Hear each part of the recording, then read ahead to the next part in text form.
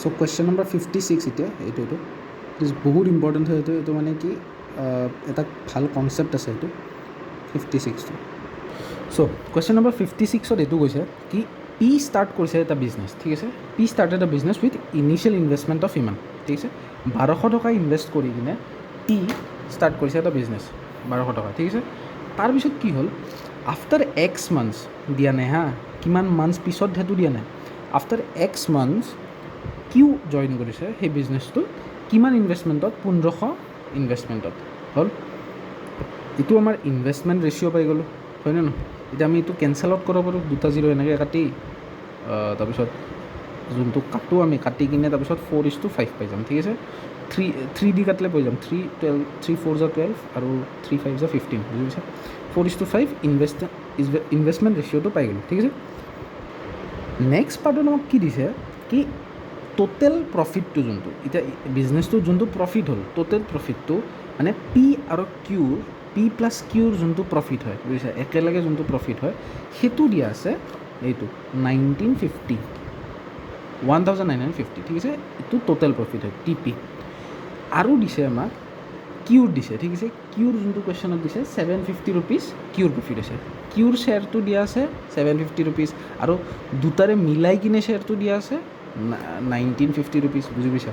কিউৰ শ্বেয়াৰটো কিমান হ'ল 750 ৰুপিজ। এতিয়া আমি কি ওলাব পাৰিম, আমি পি শ্বেয়াৰটো ওলাব পাৰিম, টোটেল শ্বেয়াৰৰ পৰা কিউৰ শ্বেয়াৰটো মাইনাছ কৰি দিম, বুজি পাইছা। আমাক টোটেল শ্বেয়াৰটো দিয়া আছে, টোটেল প্ৰফিটটো দিয়া আছে 1950 আৰু কিউৰ শ্বেয়াৰটো আমাক দিয়া আছে 750। এতিয়া যদি মাইনাছ কৰি দিওঁ আমি 1200 ৰুপিজ পাম, মানে 1200 ৰুপিজ কি হয়, পিৰ প্ৰফিটটো হয়, ঠিক আছে। মানে ইয়াৰ প্ৰফিটটো হয়, বুজি পাইছোঁ, পিৰ প্ৰফিটটো হয়। চ' মই এটা বস্তু ক'ব পাৰিছিলোঁ, ইনভেষ্টমেণ্টৰ ৰেচিঅ'টো যেনেকৈ আমি 4:5 পালোঁ হা, এতিয়া কি হ'ল আমাক ইনভেষ্টমেণ্টৰ ৰেচিঅ'টোতো প্ৰফিটৰ ৰেচিঅ' নহয়, প্ৰফিটক ৰেচিঅ' লাগে, তেতিয়াহে হ'ব, তেতিয়াহে কাৰণ ইয়াতে প্ৰফিট দিয়া আছে, বুজি পাইছা। চ' প্ৰফিটৰ ৰেচিঅ'টো আমি ওলাম কেনেকৈ, এতিয়া আমি আমি জানো প্ৰফিটৰ ৰেচিঅ'টো কি, ইনভেষ্টমেণ্ট আৰু টাইম। এতিয়া 4টো ডাইৰেক্ট আমি 4 লিখিলোঁ, এইটো ইনভেষ্টমেণ্টৰ পাৰ্টটো হৈছে। এতিয়া টাইমৰ পাৰ্টটো থাকিল 12 এটা কিয় লিখিলোঁ, বিকজ পিৰ লগত একো চেৰখানি হোৱা নাই, at the and of the year বুলি ধুনীয়াকৈ কৈ দিছে। চ' ডাইৰেক্টলি 12 মান্থছ। এতিয়া কি হ'ল, এইটোৰ ক্ষেত্ৰত আমাক কি কৈছে, ইয়াৰে ক্ষেত্ৰত কিউৰ ক্ষেত্ৰত এক্স মান্থছ দেৰিকৈ আহিছে, মানে বুজি পাইছা। এতিয়া যদি 12 মান্থছ থাকে, পি আহিছিল 12 মান্থছ মানে আছে ষ্টাৰ্টিঙৰ পৰাই, তো আৰু ষ্টাৰ্টিঙৰ পৰাই 12 মান্থছ আছেহি। তাৰপিছত কিউ আহিলে কেতিয়া, এক্স মান্থছ দেৰিকৈ, মানে 12 মাইনাছ এক্স মান্থছত আহিছে পি, বুজি পাইছা। ছাপ'জ ধৰি লওক 3 মান্থছ দেৰিকৈ আহিছে দে, ছাপ'জ কিউ 3 মান্থছ দেৰিকৈ আহিছে, তো 12 মাইনাছ 3 আহিছে 9 হ'ব, বুজি পাইছা বস্তুটো। সেনেকৈ এক্স মান্থছ দেৰিকৈ আহিছে কিউ, সেইটো হৈছে তো কিমান হয় 12 মাইনাছ এক্স, তো এইটো টাইম হয় কিউৰ, বুজি পাইছা। চ' সেইকাৰণে আমি কি কৰিছোঁ 5 যোনটো ইনভেষ্টমেণ্ট আছিল 5 আৰু 12 মাইনাছ ইনটু 12 মাইনাছ এক্স কৰিছোঁ, ঠিক আছে। বাকী আমাৰ টোটেল প্ৰফিটৰ টোটেল প্ৰফিট দিয়া আছিল, কিউৰ প্ৰফিট দিয়া আছিল, পিৰ আমি প্ৰফিটটো ওলাই ল'লোঁ। এতিয়া এইটো জানো কি প্ৰফিটৰ ৰেচিঅ' হয়, প্ৰফিটৰ ৰেচিঅ'টো কি 4:12, এইটো পিৰ আৰু 5:12 মাইনাছ এক্স, এইটো কিউৰ।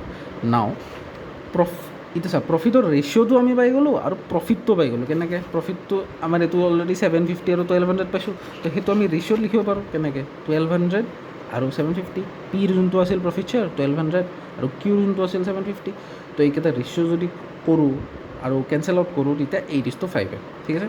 8:5 আমি পাই গ'লোঁ ইয়াৰে ৰেচিঅ'টো। এতিয়া এটা বস্তু দেখিছেনে, এইটো ৰেচিঅ' আৰু এইটো ছেইম হয়নে নহয়, এইকেইটা ছেইম হয়, 8:5 আৰু এইটো দেখাত ছেইম লগা নাই, কিন্তু লজিকেলি যদি ভাবা পি আৰু কিউৰ প্ৰফিটৰ কথাই কৈ আছে। চ' আমি এইটো ইকুৱেট কৰিব পাৰোঁ, মানে কেনেকৈ ইকুৱেট কৰিম, পি বাই কিউ, বুজি পাইছানে। পি ইজ টু কিউ মানে কি, পি বাই কিউ, বুজি পাইছা। তো সেনেকৈ সেইটো লজিকতে আমি কৰিম। এইটো চোৱা, পি ইজ টু কিউ মানে এইটো কি, এইটো পি হ'ল, পি ইজ টু কিউ, এইটো লিখিছোঁ, বুজি পাইছা। নেক্সট এইটো ৰেচিঅ' ইকুৱেল কৰি দিম, পি ইজ টু কিউ 8:5, বুজি পাইছা। এতিয়া আমি কেঞ্চেল আউট কৰিম, ঠিক আছে, এইটো বাৰু থাকক। চ' এইটো আমি ইকুৱেশ্যনটো হ'ল। নেক্সট আমি কেঞ্চেল আউট কৰিম, 5 ডাইৰেক্টলি কাটে।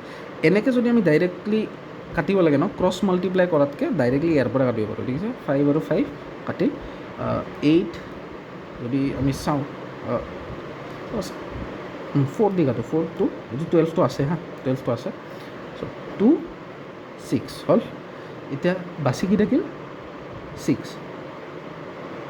বঢ়িয়াকৈ 6 থাকিল আৰু এই 12 আৰু এইটো বাচি থাকিল 12 মাইনাছ এক্স এইটো আমি এইফালে লৈ যাম 12 minus x so' x is equal to 6 minus 12 6 minus 12 minus এক্সটো so' therefore x equal to 6 minus answer হৈ গ'ল আমি এক্স টু 6 মান্থছ মানে সি 6 মান্থছ দেৰিকৈ কিউ যে 6 মান্থছ দেৰিকৈ জইন কৰিছে বুজি পাইছে এইটো 6 হ'ব আনচাৰ